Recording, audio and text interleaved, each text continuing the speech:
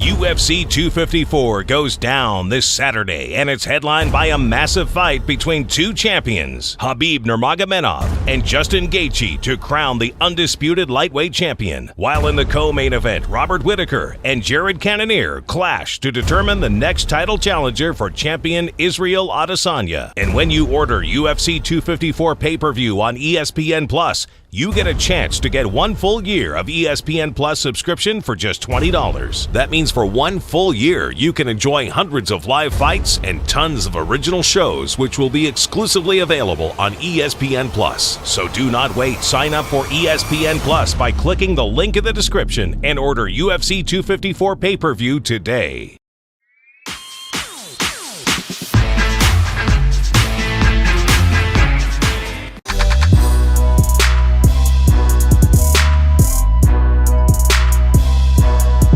When you have a guy that sets a idea and a goal that him and his dad set, right? That's why the 30-0 stands out to everybody, because that was the number.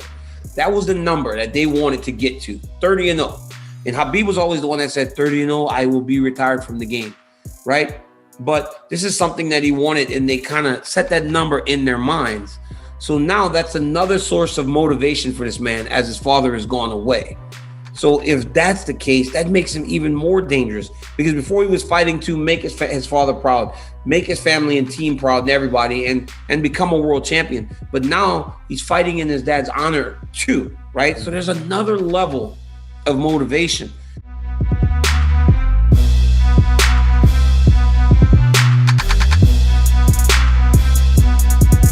Yeah, obviously I've been very high on Cannonier for a long time. I moved him a little too fast, and I put him in with Teixeira when his wrestling wasn't there. And then the kid literally comes back a couple fights later, and he looks like a friggin' wrestling machine. So this is a big test for him against a guy like Whittaker.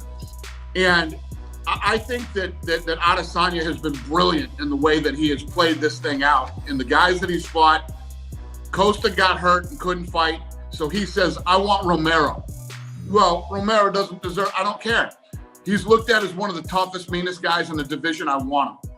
Goes out, does his thing. Now he's looking at Cannonier. But the reality is, if Whittaker comes out of this fight and looks impressive, Whittaker versus Adesanya broke all kinds of records in pay-per-view in Australia and New Zealand. Mm-hmm. Then Adesanya comes back, beats Costa, and breaks the record again in New Zealand. Mm-hmm. A rematch between Whittaker and Adesanya is massive for that region. I think that he needs to come out and put on a show. Whittaker, that is.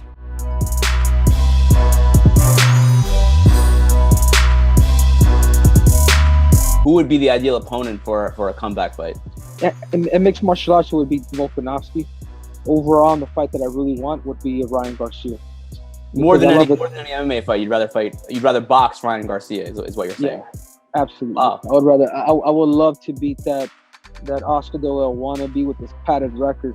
I would love to make him better and become a 3-sport world champ, not just 2, but 3, and eventually become C4, so he can all bend the knee. Have you had any conversations with any boxing people about that potentially? We have that's in the works. Ali's doing his job.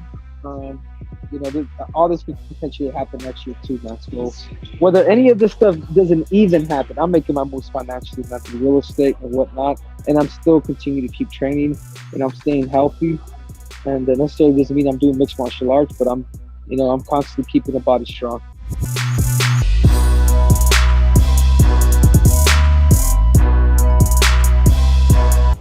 The best fight ever to me is Jon Jones.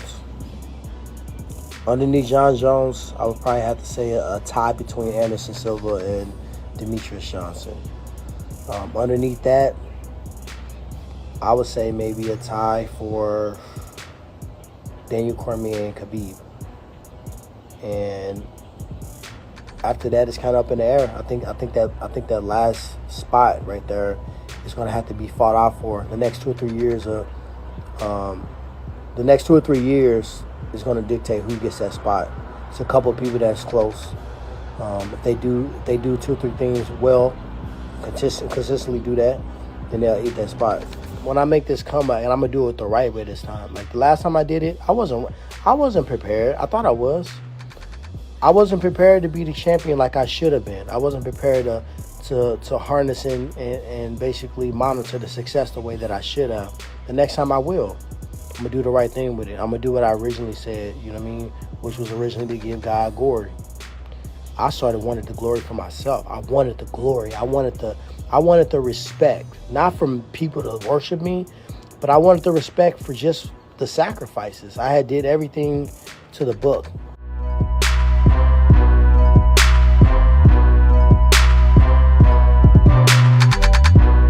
I had him there. And then Conor came out and did all that shit where he posted the DM and talking about fighting Diego Sanchez and, you know, all that shit. And then Khabib was just like, F him. Yeah. Nobody needs this guy. I don't need him.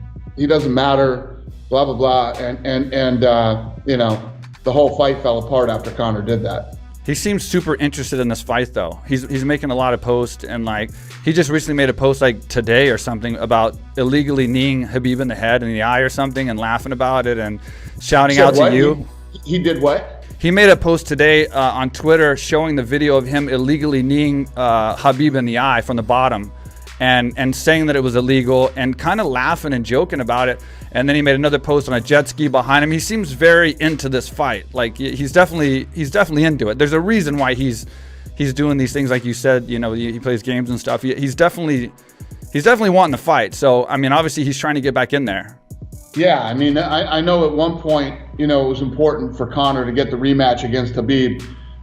You know, I don't know where he sits on that now. I don't know where his head is with that. You know, listen. With all the crazy shit that's going on right now, I'm trying to get through Saturday. Yeah. Get home and then figure out what's next. It's been a pretty crazy year.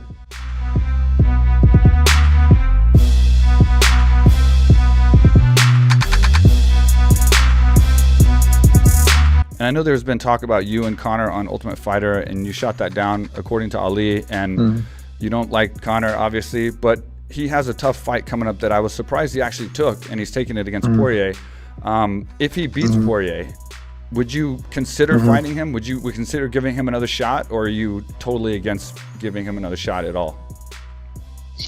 If you beat him in 155, it makes sense. But if they fight 170, how you can fight in 170? In next fight you can fight in 155, and you know, it's like they want to make everything easy. If you want to take easy way, you never deserve next title shot, you know. And like you know, remember, like before I fight with him, I told him I'm gonna make you humble and I'm gonna put you on line. Yeah. You remember this? Yes, I do. Now after 2 years, people understand my word, and I'm gonna put him on the line, you know, and I'm gonna make decision. Yeah. And if you fight 170. Bye-bye. Yeah. You know. The best fight ever to me is Jon Jones. Underneath Jon Jones, I would probably have to say a tie between Anderson Silva and Demetrius Johnson. Underneath that, I would say maybe a tie for Daniel Cormier. Blatantly